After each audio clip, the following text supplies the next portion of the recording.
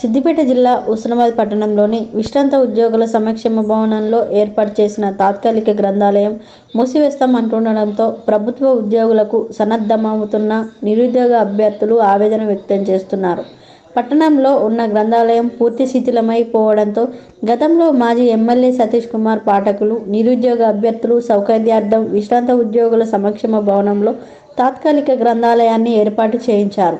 స్థానిక ఎంపీడీఓ కార్యాలయంలో సమీపంలో నూతన గ్రంథాలయం నిర్మాణానికి 50 లక్షల రూపాయలు మంజూరు చేయించి శంకుస్థాపన చేసిన ఇంతవరకు పనులు ఎక్కడ వేసిన గొంగళి అక్కడిలానే ఉన్నాయి. 2-3 నెలల కోసం మాత్రమే తమ సంక్షేమ భవన్లో గ్రంథాలయం ఏర్పాటు చేయించారని, ఇప్పుడు 2 నెలల వరకు అవకాశం ఇచ్చామని, ఇంకా తమ సంక్షేమ భవనంలో గ్రంథాలయం నిర్వహణకు అనుమతి ఇవ్వలేమని ప్రస్తుతం విశ్రాంత ఉద్యోగుల గ్రంథాలయాన్ని మూసివేస్తామంటున్నారు. దీంతో తాత్కాలిక గ్రంథాలయానికి ప్రభుత్వ ఉద్యోగుల పరీక్షలకు సన్నద్ధమవడానికి వస్తున్న నిరుద్యోగ అభ్యర్థులు ఆందోళన వ్యక్తం చేశారు. చాలా డిస్టర్బెన్సెస్ ఉన్నాయి. హైదరాబాద్లో వెళ్ళి చదువుకుందామంటే మాకు హాస్టల్ ఫీజుకి కానీ స్టడీ హాల్కి కానీ మినిమం 10,000 మా ఖర్చులకి కావాలి. మంత్లీ 10,000 ఇవ్వాలంటే కూడా మా పేరెంట్స్ అంతా ఉన్నవాళ్ళు కాదు. సో మాకు ఫ్రీగా, మాకు అవైలబుల్గా, మాకు ఇంత దగ్గరలో మాకు లైబ్రరీ ఉంది కదా అనే ధైర్యం కొద్ది మేము ఉన్నాము. ఇప్పుడు ఈ లైబ్రరీ మూసేస్తా అంటే ఇప్పుడు మాకు వేరే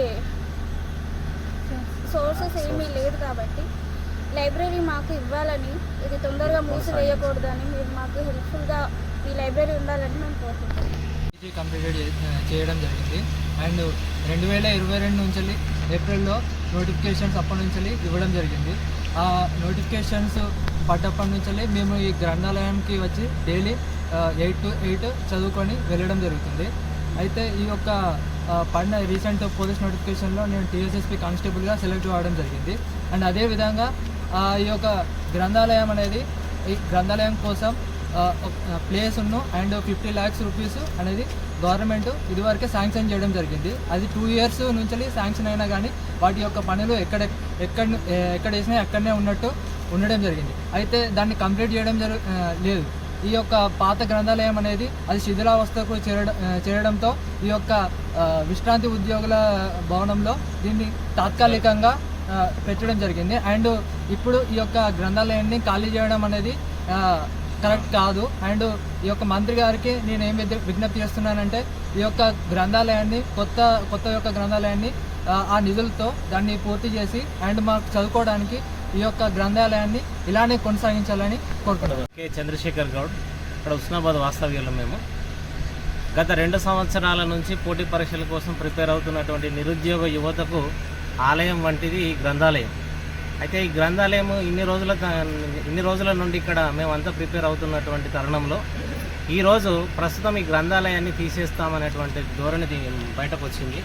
కాబట్టి నిరుద్యోగ యువత ఎవరైతే పోటీ పరీక్షలకైతే ప్రిపేర్ అవుతున్నారో వాళ్ళందరికీ కూడా గవర్నమెంట్ అనేది గ్రంథాలయాలు ఉన్నాయి కాబట్టి ప్రతి గ్రామానికి కానీ ప్రతి మండలానికి కానీ గ్రంథాలయంలో చదువుకోవాలన్నటువంటి ఫెసిలిటీ కల్పించి, గత ప్రభుత్వ కాలంలో కూడా ఆన్లైన్ ఫెసిలిటీ కల్పిస్తామని కూడా కొన్ని ప్రగల్భాలు పలకడం జరిగింది. సరే, అవన్నీ పక్కన పెట్టినా కూడా ప్రస్తుతం మేము ఉన్న మా సొంత మెటీరియల్తో చదువుకోవడానికి గ్రంథాలయానికి వస్తే ఇప్పుడు ఈ గ్రంథాలయాన్ని మూసివేస్తామని చెప్పేసి ప్రకటిస్తున్నారు.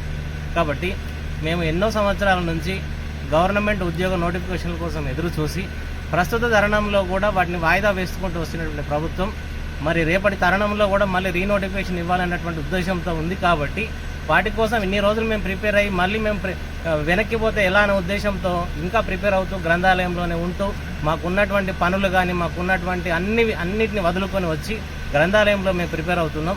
కాబట్టి నిరుద్యోగ యువతకు మీరు ఏదైతే ఈ గ్రంథాలయాన్ని కల్పించిండ్రో దాన్ని ఇలాగే కొనసాగించాలని, దీన్ని తీసివేయకూడదని మా నిరుద్యోగుల తరపున. గ్రంథాలయం శిథిలావస్థకు చేరుకోవడం వల్ల హుస్నాబాద్లో రిటైర్డు ఉద్యోగుల విశ్రాంత భవనంలో తాత్కాలికంగా లైబ్రరీ ఏర్పాటు చేసి నిరుద్యోగులకు పోటీ పరీక్షలకు ఏర్పాటు చేయడం జరిగింది. దీనికి సంబంధించి గత 2 సంవత్సరాల క్రితం ఎంపీడీఓ ఆఫీసులో స్థలం కేటాయించి 50 లక్షల నిధులు కేటాయించినట్టు మాజీ ఎమ్మెల్యే సతీష్ బాబు గారు తెలపడం జరిగింది. కానీ దానిని ఇప్పటి వరకు పని మొదలుపెట్టలేదు. ఇక్కడ ఈ విశ్రాంత ఉపాధ్యాయ భవనానికి సంబంధించి వాళ్ళు మేము 2 నెలలు 3 నెలలు అంటే మేము ఇక్కడ లైబ్రరీకి అవకాశం ఇచ్చినాం, కానీ ఇప్పుడు 2 ఏళ్ళు గడిచినా అక్కడ పని మొదలు పెట్టలేదు. ఆ లైబ్రరీ పనులు స్టార్ట్ కాలేదు. ఇక్కడ మేము ఎన్ని రోజులు మేము మీకు అవకాశం ఇవ్వాలని పోటీ పరీక్షలకు ప్రిపేర్ అవుతున్న విద్యార్థుల పట్ల వాళ్ళు మీరు ఖాళీ చేయాలి, మీరు మాకు ఇన్ని రోజులు మీకు అవకాశం ఇచ్చినామని వాళ్ళకు చెప్పడం జరిగింది. కానీ ఇప్పుడు వాళ్ళు విద్యార్థులు ఇన్ని రోజులు పోటీ పరీక్షల కొరకు హైదరాబాదు అక్కడక్కడ కిరాయికుండి ప్రిపేర్ అయ్యి ఆ పరీక్షా పత్రాలు లీక్ అయ్యి ఇవాళ దిక్కుతోచని పరిస్థితుల్లో ఉన్నారు.